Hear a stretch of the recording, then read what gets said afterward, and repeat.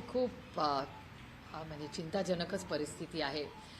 खरं तर मी पार्लमेंटमध्ये विनंती करणार आहे की भारत सरकारने आपल्याला आठवत असेल की जेव्हा पहलगाममध्ये हल्ला झाला होता, त्याच्यानंतर ऑपरेशन सिंदूर झालं, तर पहलगामच्या हल्ल्यानंतर एक ऑल पार्टी मीटिंग भारत सरकारने बोलवली होती. मला असं वाटतं ती वेळ आलेली आहे किंवा त्याला कदाचित थोडा उशीरही झालेला आहे. तातडीने माझी विनम्र विनंती आहे भारत सरकारला की एक ऑल पार्टी मीटिंग बोलवावी.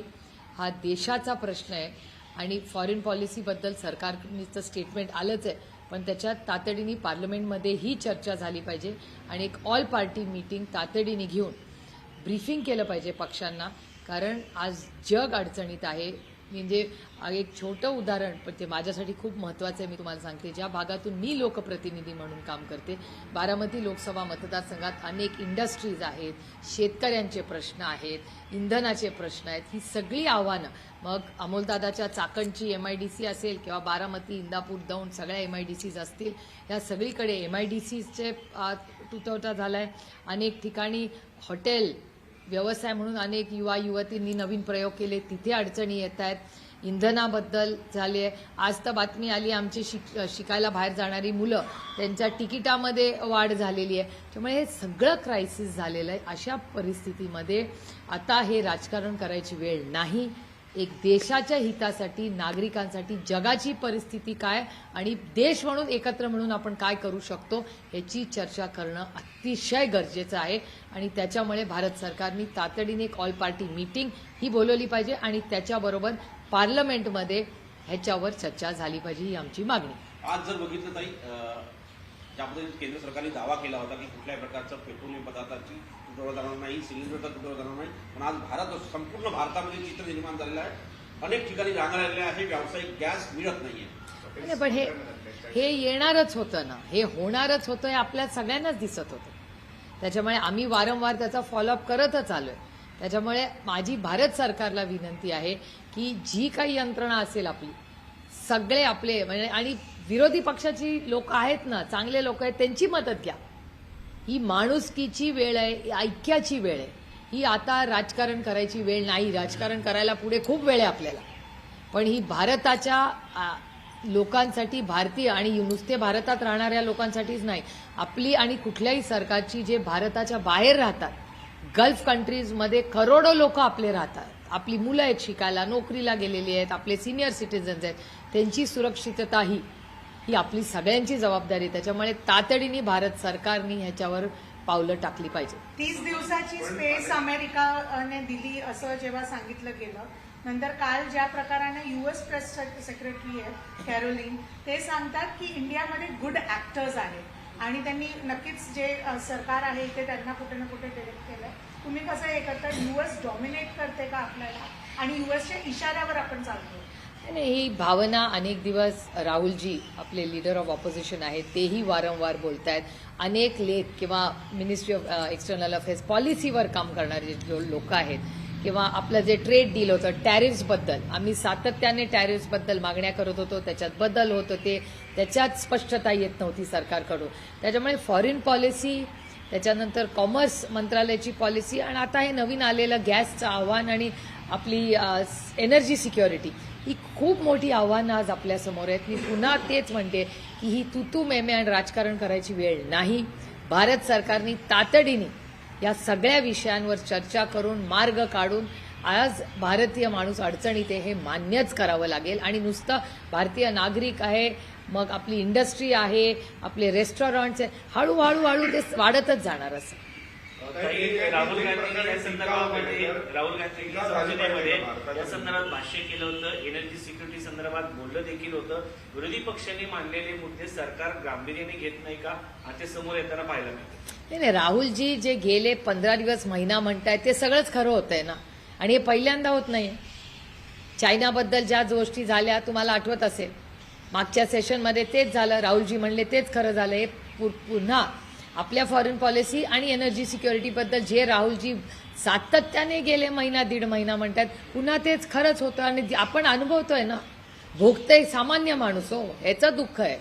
एप्स्टेन फाईल्समुळे हे सगळं होतंय, हे all over the world. In fact USचे पण लोक सांगतायत तुम्हाला पण हेच वाटतंय? आणि हरदीप सिंग पुरी जे मागच्या काही काळापासून पार्लमेंटमध्ये दिसत नाही, ऍटलीस्ट आपल्या चेअरवर तर दिसत नाहीये, तर त्यांच्यावरती पण खूप प्रश्न निर्माण होते, कारण की ही जी टंचाई आहे त्यांचे मिनिस्टर ते स्वतः. नाही, शक्यता नाकारता येत नाही, कारण का नक्की काय त्या फाईल्समध्ये चाललंय किंवा ज्या ज्या गोष्टी आहेत त्या भयानक आहेत. म्हणजे माणुसकी राहिली आहे का नाही अशा त्या कथा आहेत. आणि अनेक देशांमध्ये अनेक लोकांनी राजीनामेही दिलेत आणि कंपनीजनी राजीनामे दिलेत अशा गोष्टींमुळे. त्याच्यामुळे नैतिकतेची वेळ आहे. नैतिकतेनी ज्याला वाटत असेल आपल्याकडून चुकलेलं आहे त्यांनी नैतिकता दाखवली पाहिजे. जगामध्ये अनेक लोकांनी नैतिकता केंद्रबिंदू ठेवून राजीनामे दिलेले आहेत. आजच सकाळी इराणच्या परराष्ट्र मंत्र्यांसोबत भारतीय परराष्ट्र मंत्र्यांचा फोन कॉल झालाय आणि विशेष म्हणजे इराणच्या परराष्ट्र मंत्रालयाने जाहीर केलंय उघडपणे की या फोनमध्ये आम्ही चर्चा केली, अमेरिकेला अकाउंटेबल धरलं पाहिजे, जगाला अशा प्रकारे वेटीस धरण्यासाठी याबद्दलही आम्ही बोललो आहे. आणि हार्मुझमध्ये जी परिस्थिती उद्भवली त्याला अमेरिका इस्रायलचा अटॅक जबाबदार आहे असे आम्ही सांगितलं, असं इराणच्या परराष्ट्र मंत्रालयाने. मला असं वाटतं परराष्ट्र मंत्रालय हा खूप एक सेन्सिटिव्ह विषय आणि गंभीर विषय. त्याच्यामुळे ह्या सगळ्या बाबतीत आपण सगळ्यांनीच थोडंसं आपण बोलताना आपण सगळ्यांनीच त्याचा थोडासा जबाबदारीने बोललं पाहिजे.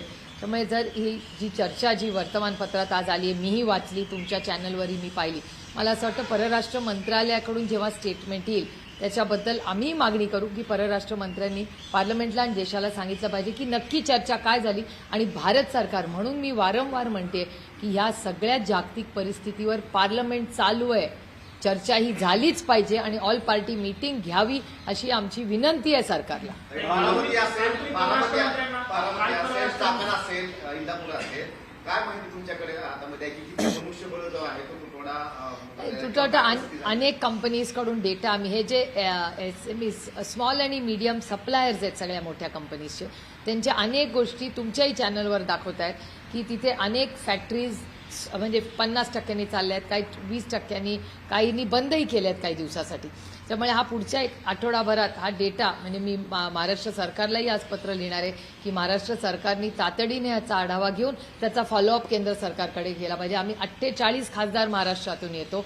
महाराष्ट्राच्या या सगळ्यासाठी आम्ही 48 खासदार म्हणजे मी विनंती करते बाकीच्या खासदारांना की आपले सगळे मतभेद बाजूला ठेवून महाराष्ट्राच्या आणि देशाच्या हितासाठी आपण एकत्र करून काय आपल्याला मदत भारत सरकारला करता येईल किंवा काय ज्या राहुलजी ज्या सूचना आहेत आपले मतभेद जरा बाजूला ठेवूया, पण राहुलजी जे सांगतायत त्यातून काहीतरी बोध घेऊन आपण सगळे देशाच्या हितासाठी पुढे जाऊया. साखर उद्योगावरती मोठा परिणाम झालाय. साखर जी आहे 32 नाही, साखर असेल, केळी असेल, आंबा असेल, प्रत्येकच शेतकरी अडचणीत आहे ना, प्रत्येक शेतकरी अडचणीत आहे. महाराष्ट्राची साखर बंदरावरती पडून आहे आणि महाराष्ट्र हा मोठ्या प्रमाणात साखर उत्पादक राज्य राहिलेला आहे आणि यामध्ये मोठा फटका शेतकऱ्यांना बसणार आहे.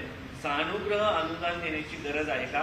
कारण नुकसान तर होत आहे पण मदत गरजेची आहे. आमची तर 2 गोष्टींची मागणी. एक तर मी तुमच्या चॅनलवर आणि वर्तमानपत्रात वाचलं की सरसकट कर्जमाफी तर नाहीच होणार आहे आणि जी काही कर्जमाफी होणार आहे किंवा पैसे मिळणार आहे ते 30 जूनला मिळणार आहे.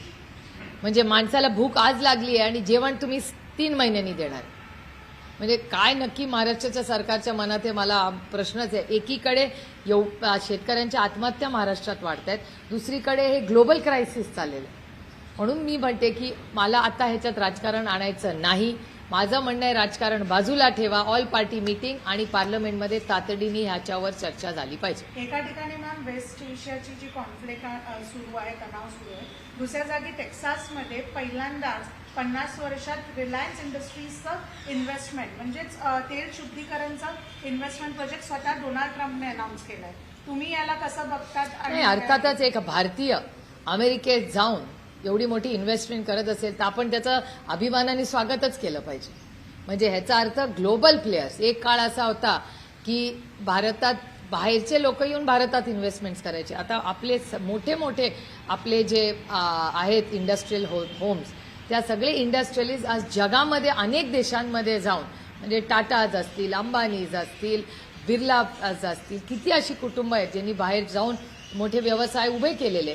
त्याच्यामुळे एक ग्लोबल प्लेअर म्हणून जर भारतीय लोक मोठे होत असतील आणि त्याच्यामुळे 2 पैसे भारतात येणार असतील, भारताच्या लोकांना त्याची मदत होणार असेल तर या सगळ्या गोष्टीचं आपण कौतुक केलं पाहिजे. डॉक्टर एस जयशंकरला तुम्ही काल भेटलात, काय चर्चा झाली कारण की कॉन्फ्लिक्ट मी जयशंकरजींना एवढीच विनंती करायला गेले होते की जयशंकरजींना की आज महाराष्ट्रामध्ये आणि भारतामध्ये ज्या अडचणी होत आहेत आणि आम्हाला इंडस्ट्रीला जो त्रास होतोय त्याची एक त्यांना मी फक्त विनंती करायला गेले की आम्ही हात जोडून विनंती करतो की काहीतरी मार्ग काढा. लोकसभा अध्यक्षांच्या विरोधात अविश्वास प्रस्तावाला आता ज्ञानेश कुमार जे मुख्य निवडणूक आयुक्त आहेत त्यांच्या विरोधात देखील अविश्वास प्रस्तावाला तयारी विरोधी पक्ष करत आहे. नाही हे बघा, आमची इच्छा होती या दोन्ही गोष्टींवर चर्चा व्हावी. हा विश्वास कारण का ज्या पद्धतीने राहुलजींना बोलायला दिलं जात नव्हतं त्याच्यावर हे होते, पण ते ह्या दोन आमच्याशी अति महत्त्वाची गोष्टी आहे. म्हणजे स्पीकरचा अविश्वास ठराव, त्याच्यानंतर वेस्ट बेंगॉलमधून जी मागणी आहे, आम्ही तृणमूल काँग्रेसबरोबर ताकदीने आम्ही इंडिया अलायन्स उभे आहोत.